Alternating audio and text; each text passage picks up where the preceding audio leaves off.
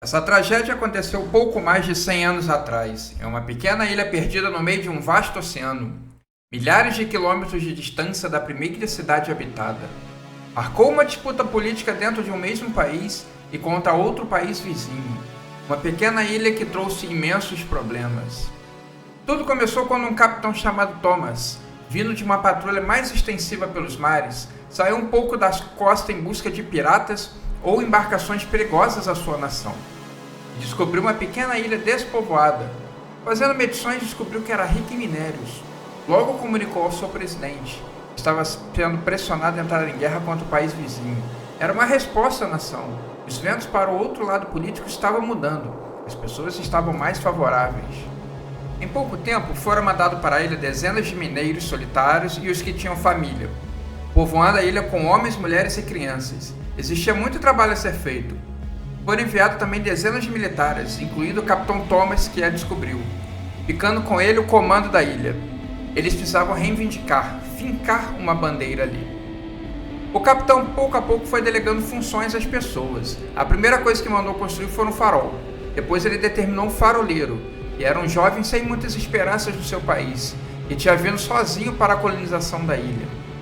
A princípio ele era mineiro. Foi estipulado que volta e meia alguém subiria a colina levando mantimentos, e ele poderia descer de vez em quando, respirar ar puro e socializar com as pessoas. A sua função era de vital importância para a ilha. O combinado com os governantes do país é que uma vez por mês seriam enviados mantimentos. A ilha era escassa em recursos alimentares. Dependiam desses mantimentos. Até que depois de alguns meses o navio não chegou. Os moradores da ilha com muito esforço conseguiram se alimentar com o que caçavam, pescaram, com as hortas montadas e algumas frutas encontradas nas árvores. Passou mais um mês e nada dos mantimentos chegar. Os moradores começaram a ficar preocupados, o estresse aumentando, algumas doenças acometendo as pessoas. O capitão disse para ficarem firmes no propósito. Alguma coisa certamente tinha acontecido, mas que seria resolvido. Ele tinha convicção disso. Caso os mantimentos não chegassem no mês seguinte, ele reuniria alguns homens e voltaria com seu barco em busca de respostas. Quando estava perto de completar 3 meses sem mantimentos, o capitão já estava fazendo os preparativos para a viagem.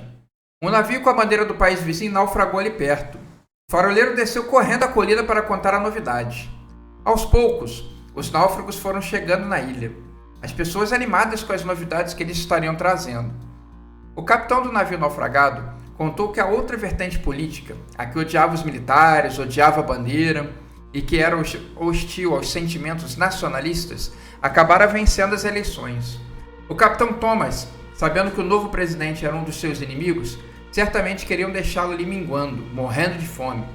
Mas as outras pessoas da ilha precisavam de ajuda. Se não fossem mandar mais mantimentos, que pelo menos viessem buscar as outras pessoas. Elas eram inocentes. Poucas semanas depois, chegou o navio de resgate. Algumas pessoas embarcaram nele, incluindo um grupo de militares que contaria à nação o que estava acontecendo na ilha. O descaso do novo presidente. Com certeza traria um terremoto político se nada fosse feito. Dito e feito. Poucos dias depois chegou o navio de resgate, mas trouxe também mantimentos.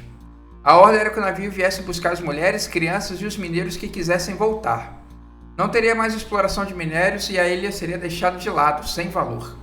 Os militares que voltassem perderiam seus postos e seriam julgados. Thomas sabia que seu julgamento seria qualquer coisa menos justo e decidiu ficar na ilha. Foi acompanhado por alguns militares, mineiros e suas esposas. Pouco mais da metade das pessoas embarcaram de volta. Com menos pessoas, os recursos durariam mais. Caçariam, pescariam e coletariam frutas nas árvores e vegetais nas plantações.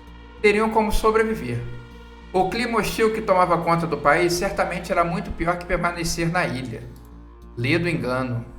Conforme os dias foram passando, a escuridão foi chegando. Primeiro sorrateira, sem querer assustar. Um surto de diarreia tomou conta dos moradores, ceifando boa parte das vidas sem misericórdia. Pouco a pouco, as pessoas mais fortes foram sobrevivendo, se recuperando. O capitão Thomas decidiu consertar o barco e fazer uma tentativa ousada de voltar à civilização em busca de ajuda. Não ligava mais de ser julgado e preso, queria salvar os inocentes. Assim que o barco ficou pronto, zarpou com o resto dos seus militares que haviam sobrevivido. Um homem isolado no farol, haviam esquecido dele. Pouco a pouco, com a escassez de comida e com o isolamento social, foram enlouquecendo, até ser tomado pela maldade encarnada. O próprio capiroto apareceu pessoalmente para ele, lhe entregando uma faca e mandando que ele fizesse o que fosse possível, se vingasse das pessoas que o abandonaram ali. O navio do Capitão Thomas não conseguiu chegar ao seu destino. Naufragou perto da costa. Os militares morrendo afogados. O capitão conseguiu chegar na praia e pedir socorro.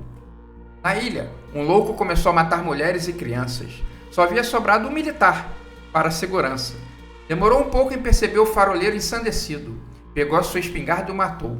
Mas não antes do assassino ter matado 8 pessoas. Um verdadeiro banho de sangue. Thomas conseguiu contar o que estava passando na ilha. E eles precisavam de ajuda para buscar as pessoas. O presidente, ouvindo o apelo da nação, mandou outro barco de resgate. O capitão fora retirado do seu cargo militar e enviado para uma colônia de trabalhos forçados, até o seu julgamento por crimes militares ser concluído. O navio de resgate chegando na ilha, encontrou poucos sobreviventes.